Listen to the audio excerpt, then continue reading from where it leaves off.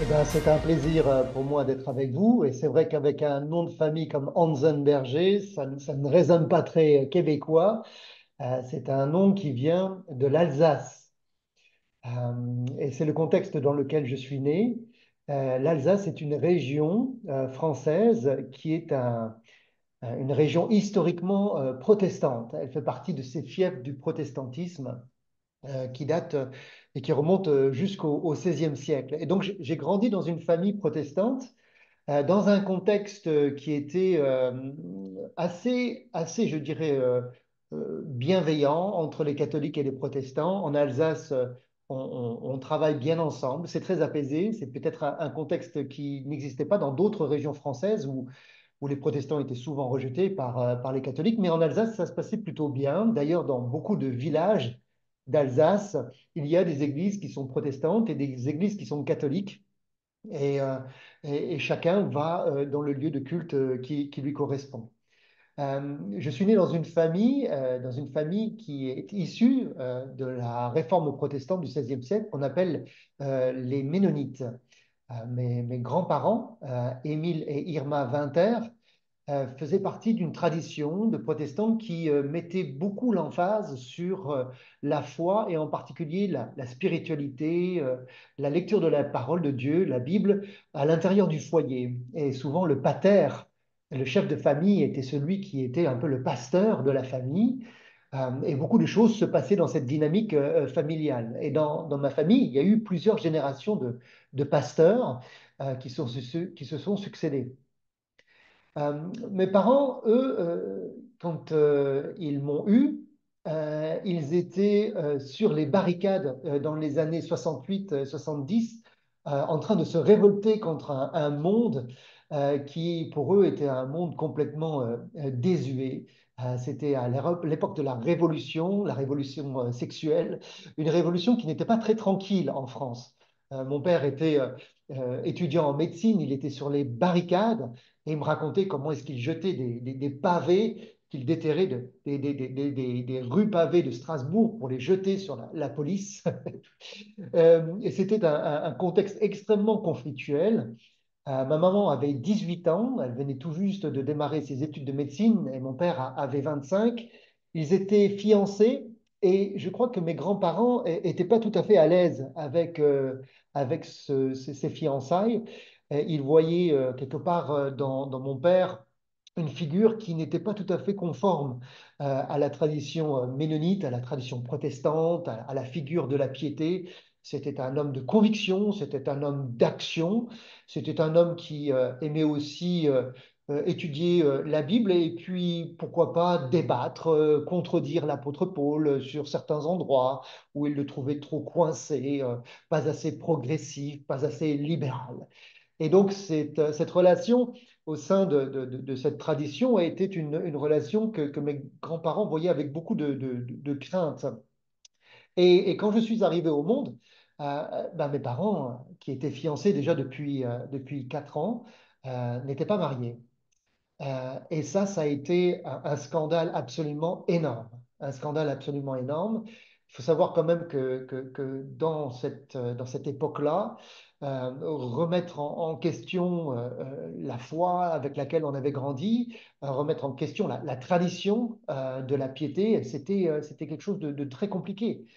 Et lorsque mon père, avec beaucoup de courage, est venu annoncer à mes grands-parents que leur fille était enceinte, euh, elle a eu à peu près, on va dire, 30 minutes pour faire sa valise. Et mes grands-parents ont dit, tu n'es plus notre fille, pars de là.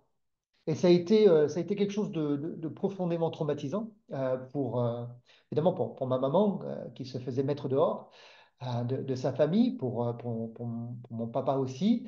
Il fréquentait à l'époque une église évangélique et là, pareil, le jugement est tombé et ils ont été excommuniés de l'église. Et donc pour eux, ça a été quelque chose assez violent. Mais ils en ont pris note et puis ils ont commencé leur vie de couple. Et comme ils voulaient que ma sœur et moi puissions avoir accès quand même à un enseignement religieux, nous avons fréquenté ce qu'on appelle l'Église protestante unie de France, ou l'équivalent de l'Église unie du Canada.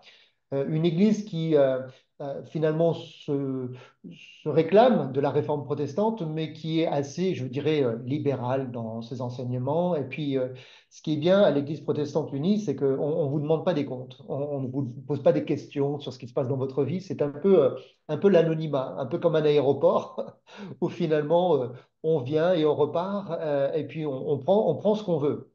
Et j'ai grandi dans ce contexte-là. Et mes grands-parents, du côté maternel, se sont réconciliés avec mes parents. Ils ont compris que leur réaction était trop forte.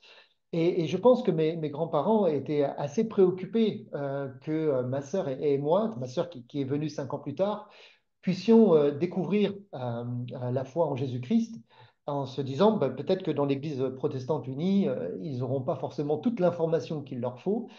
Et donc, assez rapidement, ils ont subventionné, ils ont payé pour que nous puissions aller dans des camps, dans les fameux camps, les camps de jeunesse évangélique. Et c'est là que j'ai croisé le chemin de grands prédicateurs, de grands évangélistes francophones, en particulier un qui s'appelle Gérard Payon, un homme qui avait vécu une vie de délinquant dans la banlieue lyonnaise et puis qui avait été capturé par l'amour de Dieu, une vie tournée à 180 degrés. Ça nous rappelle beaucoup l'histoire de la croix et du poignard pour ceux qui sont familiers avec l'histoire de Nicky Cruz.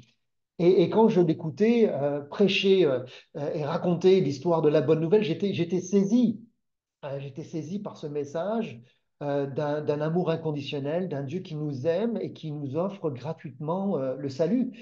Et je crois que dès un âge très tendre, de l'âge de 10 ans, 11 ans, au fur et à mesure que je fréquentais ces camps, j'ai été imbibé de cette parole de l'Évangile et j'ai compris que Dieu m'aimait et qu'il souhaitait avoir cette relation avec moi et qu'il avait quelque part pourvu à tout.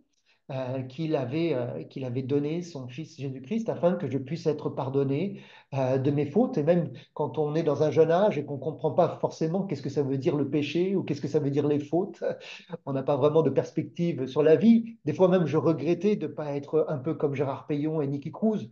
Je me disais, faut-il que je sois un brigand et que je découvre le monde carcéral pour découvrir l'amour de Dieu? Et puis Dieu m'a convaincu en me disant, non, je t'accepte comme tu es. Tu n'as pas besoin de devenir un délinquant pour comprendre ce que c'est le péché. Simplement reconnais en toi que tu as besoin d'être sauvé. Et j'ai rempli ma carte de décision qu'on faisait à l'époque dans les camps. Et j'ai reconnu Jésus-Christ comme étant mon sauveur, mon Seigneur. J'ai compris le sens de la croix. J'ai compris que plus on s'approche de la croix, eh ben, plus quelque part le péché nous paraît immense. Et en même temps, plus on s'approche de la croix, ben, plus on réalise que finalement l'amour de Dieu est tellement large qu'il peut nous aimer malgré notre péché. Et à la croix, se réconcilier à la fois le besoin de justice et la réalité de l'amour de Dieu, le fait que le péché doit être condamné et en même temps que le pécheur doit être pardonné. Et donc j'ai réalisé la réalité de la croix et j'avais ma carte de décision qui était bien punaisée à côté de mon lit et tous les soirs quand je me couchais, je regardais cette carte de décision et je remerciais Dieu pour son salut. Il faut dire que mes grands-parents maternels avaient un fardeau particulier pour l'évangélisation. Euh, L'histoire de mon grand-père paternel est quand même assez extraordinaire. C'était un homme qui a grandi dans une famille d'agriculteurs. Euh, et un jour, un industriel est venu le voir, Monsieur Simonin, un industriel juif, et ça c'était avant la Deuxième Guerre mondiale. Il avait entendu parler de mon grand-père qui était un homme de grande verticalité, agriculteur, travailleur, bosseur, comme on aime dire en Alsace. Et il allait voir mon grand-père en disant, écoute, je cherche un second pour venir m'épauler dans l'industrie du textile. En Alsace, en particulier dans la vallée des Vosges, il y avait beaucoup de sites industriels dans ce temps-là. Et mon grand-père a quitté la ferme et il s'est mis aux études commerciales le soir pour étudier la comptabilité et la finance, et il a rejoint donc cet empire industriel.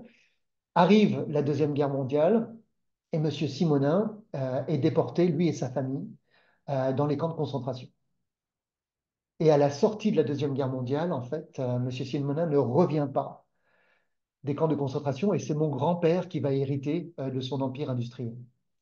Et comme c'était un homme qui était extrêmement baigné dans l'écriture, il comprenait que cette réalité-là n'était pas juste pour qu'il puisse bénéficier d'une vie matérielle qui soit absolument extraordinaire, mais il a mis en fait la richesse de cette industrie au service de la Bible. Il était trésorier de la Ligue pour la lecture de la Bible, et il a accueilli et organisé beaucoup de campagnes d'annonces de l'évangile, d'évangélisation dans cette vallée, et en particulier des évangélistes qui venaient d'une certaine association qui s'appelait France Évangélisation.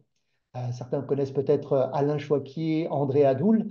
Et donc, mes grands-parents étaient des amis de ces grands évangélistes-là. Et donc, c'est pour ça qu'il avait cette préoccupation que nous, les petits-enfants, nous puissions entendre parler de l'évangile. Cette décision m'a mené à demander le baptême à l'âge de 13 ans. Alors, j'étais dans une tradition qui était une tradition qu'on appelle protestante réformée.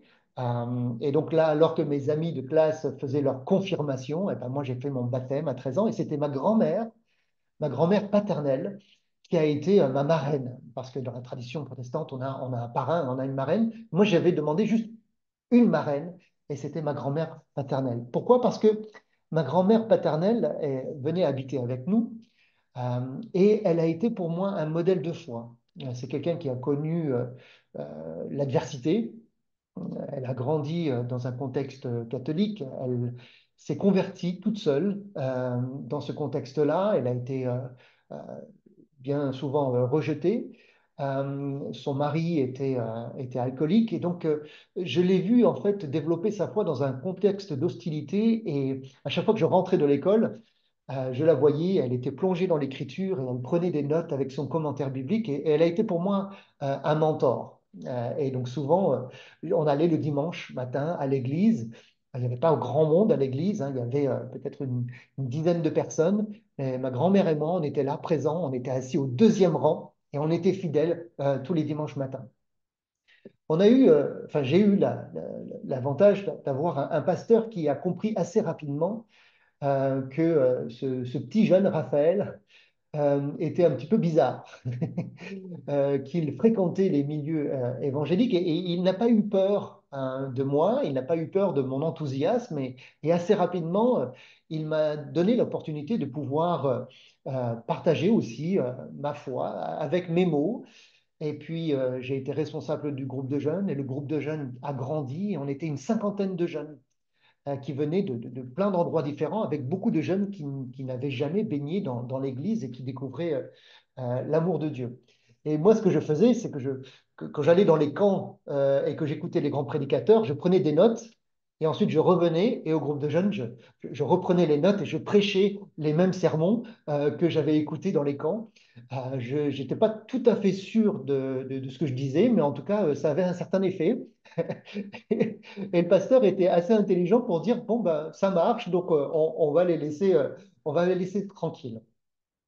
Arrivent les temps où je rentre dans ce qu'on appelle le lycée, c'est-à-dire à l'âge de 16, 17 ans, 18 ans, puis ensuite l'université. Et là, je passe par une crise existentielle très forte, où je remets quand même beaucoup de choses en question. Je remets jamais ma foi en question. L'existence de Dieu, pour moi, c'était assez évident.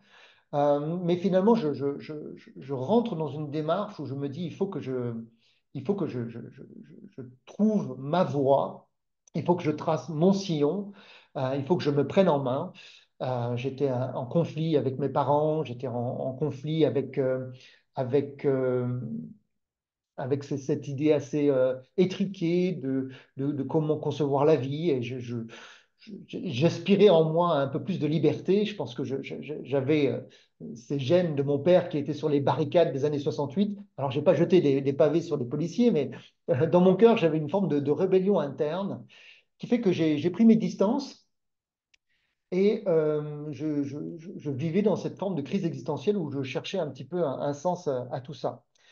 Et au milieu de ce chaos existentiel, je rencontre celle qui est derrière moi et qui s'appelait Karen, une Américaine qui vient un jour fréquenter un culte le dimanche matin et je dois dire que je connaissais bien les filles de l'église pour les avoir plusieurs fois fréquentées.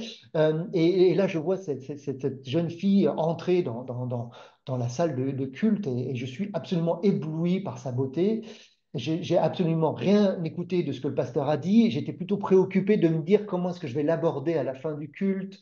Comment est-ce que je vais pouvoir transformer, laisser, peut-être commencer à la fréquenter. Et puis, à la fin du culte, on s'est retrouvés. Je découvre qu'elle est américaine et dans mon anglais absolument impeccable, je me lance dans une diatribe, dans une présentation formidable et elle me regarde et elle me dit, je ne comprends pas ce que tu dis. Et là, ça a été vraiment un désastre total. Ça a amplifié ma crise existentielle. Je n'arrivais pas à séduire en anglais. Mais toujours est-il qu'elle m'a fait grâce et on a entamé une correspondance pendant plusieurs années où je lui faisais part de mes questions existentielles et puis avec euh, avec sa bienveillance américaine, elle m'encourageait en me disant je prie pour toi, sois courageux. Et puis de temps en temps, elle mettait un verset biblique. Et puis je trouvais ça tout à fait poli, bienveillant. Et je pense qu'un jour, elle a pris son courage à deux mains et elle m'a envoyé une longue lettre en me disant, écoute, Raphaël, j'ai beaucoup prié pour ce moment-là, mais je me permets de t'interpeller fraternellement. Tu dis que tu connais Dieu, que tu crois en Dieu, mais quelque part, ta vie est une forme d'incohérence. Et alors là, pour moi, ça a été une trahison supplémentaire en me disant, ben, je croyais qu'elle me comprenait, je croyais qu'elle était de mon côté. Et elle a souligné plusieurs fois des incohérences dans ma vie. Pour moi, mon verset favori, c'était celui qu'on trouvait quelque part. Paul disait, tout est permis. Et donc je dis, mais tout est permis. La Bible dit que tout est permis. Donc c'est quoi le problème? Et dans mon cœur, j'ai reçu cette lettre comme un coup de poignard et je l'ai mis dans un tiroir et j'ai dit, je romps les amarres, ce n'est pas une fille pour moi, tant pis. Et puis tous les soirs, quand j'allais me coucher, je regardais le bureau et spécifiquement le tiroir de ce bureau. Et il y avait une voix qui me disait, la vérité est dans ce tiroir et tu ne veux pas la voir. La vérité est dans ce tiroir et tu ne veux pas la voir. Et je me retournais et j'essayais de trouver le sommeil. À l'âge de 22 ans, j'ai été animateur dans un camp chrétien. Et parce que mon grand-père avait une réputation qui le précédait, euh, euh, quelque part, on ne pouvait pas refuser la candidature de Raphaël comme moniteur, puisqu'il venait d'une grande famille protestante. Donc, il était forcément bien sur toute mesure. Et j'étais moniteur de ce camp. Et là, pareil, euh, je, je- je- je discute de ma vie, de ma crise existentielle. Et la femme du pasteur qui animait le camp me dit, c'est intéressant ce que tu dis. Tu parles beaucoup de Dieu, mais j'ai pas l'impression que tu le connais. Coup de couteau supplémentaire dans le dos, trahison supplémentaire. Je me dis, mais je suis entouré par des traîtres. Ils sont tous bolcheviques. Ils en veulent tous à ma vie. Et j'étais coincé. J'avais signé pour passer la semaine en tant qu'animateur. Et le lendemain, son mari, le pasteur, fait une prédication sur les 10 commandements et il parle du sabbat. Et il parle du sabbat en disant, tu aimeras le Seigneur, ton Dieu, et tu honoreras le sabbat. Le sabbat, pour ceux qui ne savent pas, c'est l'idée dans la Bible que Dieu a créé le monde en 7 jours et le septième, il s'est reposé. Et donc, quelque part, il nous demande de faire de la même, c'est-à-dire 6 jours de travail et un jour de repos. Et moi, j'étais bien embêté. Pourquoi? Parce que le dimanche, je travaillais. je travaillais en tant que consultant, en tant que vendeur à la criée pour un journal qui s'appelle Les Dernières Nouvelles d'Alsace. Et donc, j'étais dans les rues de Strasbourg et je criais à la volée, comme dans l'ancien temps, achetez les dernières nouvelles d'Alsace, et je récitais les titres du jour, et donc je vendais les journaux. Et j'étais en charge d'une équipe de vendeurs. Et donc, c'était quand même un travail qui était prenant. C'était une nouvelle euh, tentative de relancer la vente des numéros pendant le week-end. Et là, Dieu m'a saisi, mais d'une manière absolument extraordinaire, comme s'il me prenait la tête entre les deux mains en disant, mon coco, maintenant, il va falloir que tu écoutes. Tu dis que tu me connais, mais je pense qu'on n'a jamais eu vraiment une conversation, nous deux. Je pense que tu penses que tu me connais, que pour toi la foi c'est le salut. Moi, je vais te dire que la foi c'est l'obéissance. La foi c'est l'obéissance et tu ne peux pas continuer à dire au monde entier que tu me connais et puis tu n'obéis pas à ma parole. Il y a une incohérence profonde. Et là, j'ai été saisi, absolument saisi et je me suis dit, qui est celui qui me parle? Je pensais le connaître et finalement, je me rends compte que je le connaissais pas. Ma foi était une foi de bébé. J'avais acquiescé son salut, mais je n'avais pas compris que ce salut impliquait un changement de vie profonde, une obéissance à ses commandements, avec un commandement qui me donnait là, tout de suite, à vivre, ce qui était celui du sabbat. Et quand je suis sorti de ce camp-là, j'ai fait deux choses. La première, c'est que j'ai écrit une carte postale à Karen, donc celle qui m'avait envoyé la lettre qui était cachée dans le tiroir, et je lui ai écrit deux lignes. Bonjour Karen, point, j'ai compris, point. J'ai mis un timbre et j'ai envoyé. Et la deuxième des choses que j'ai fait, c'est que je suis allé voir mon patron, qui était donc le directeur du journal des dernières nouvelles d'Alsace, et je lui ai remis ma démission. Et quand il m'a demandé pourquoi je démissionnais de cette tâche, je lui ai dit que pour moi, j'avais découvert ou redécouvert Dieu dans ma vie et que Dieu me demandait que si j'étais engagé à ses côtés, que j'étais aussi euh, obéissant à ce qu'il me demandait de faire. Et dans la Bible, il est marqué que tu te reposeras un jour. Et donc, je voulais mettre le dimanche à part pour lui. Et donc, ça rentrait en conflit avec mon occupation de l'époque. Alors, je ne suis pas légaliste, hein, vous comprenez bien, hein, dans ce sens-là. Je ne suis pas en train de dire que ceux qui sont infirmiers et qui travaillent le dimanche doivent envoyer la démission, hein. Entendez-moi bien. Mais pour moi, à ce moment-là, pour moi, c'était une forme d'obéissance. Et donc, je lui ai remis ma démission et je n'oublierai jamais, il s'est levé de son bureau, il m'a tendu la main et il m'a dit, Monsieur Hansenberger, si votre foi passe avant vos préoccupations professionnelles, eh bien, je n'ai qu'une chose à vous dire, bravo.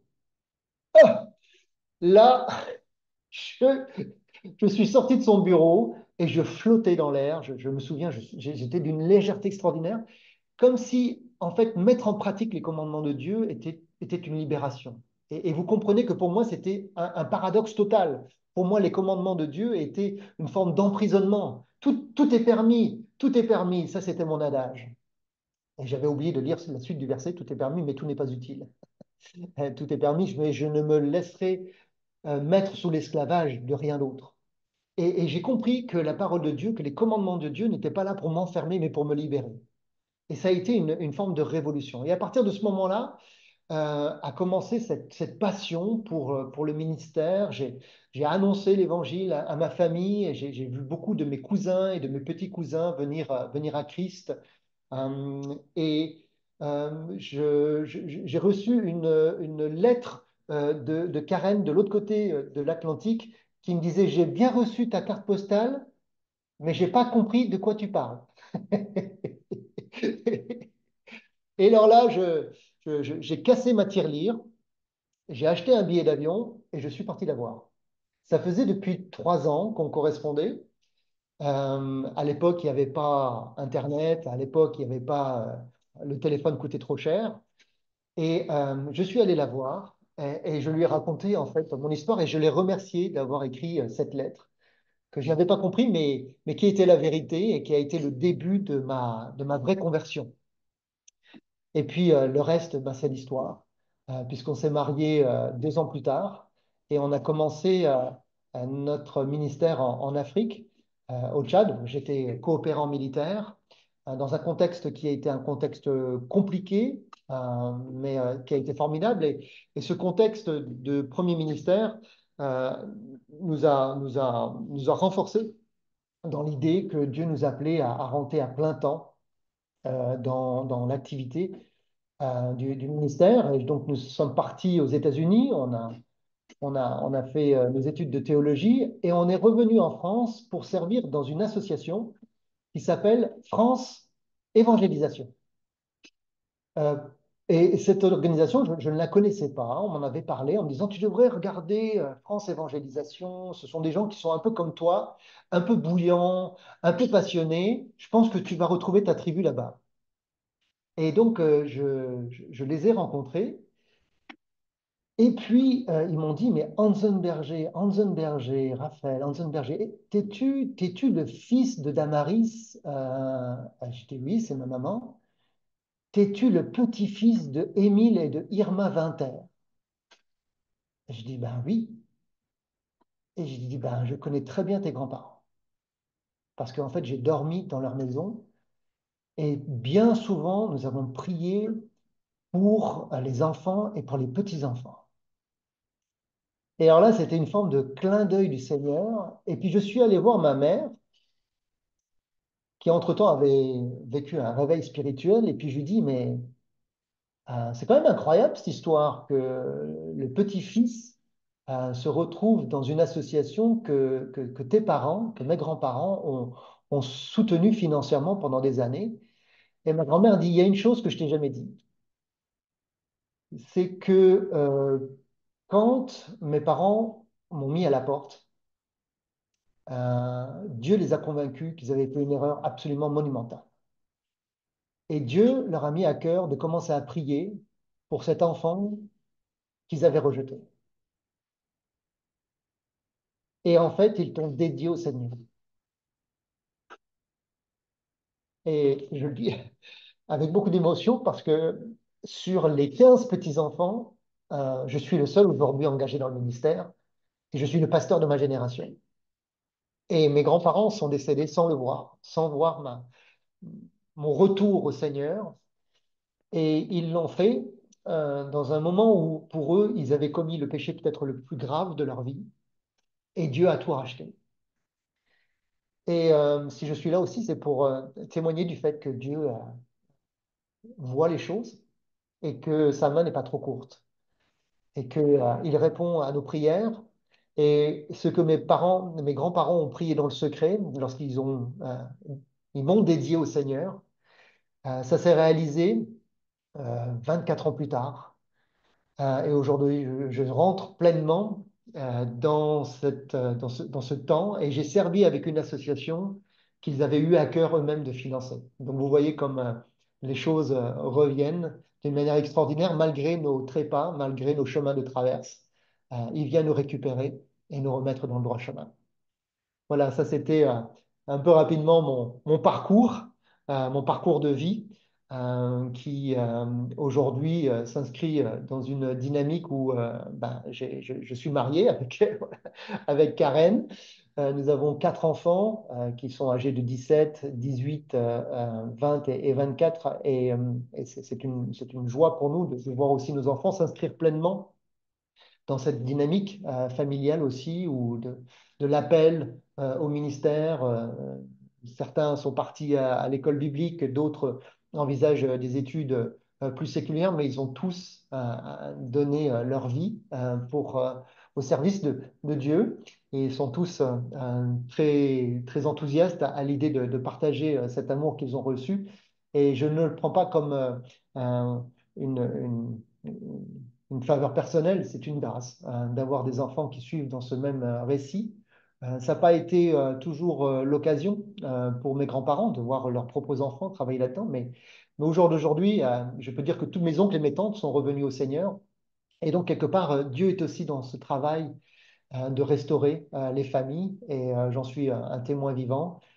Et on continue cet élan générationnel qui a commencé depuis la nuit des temps et qui continue à s'étendre avec nos enfants et puis bientôt nos petits-enfants.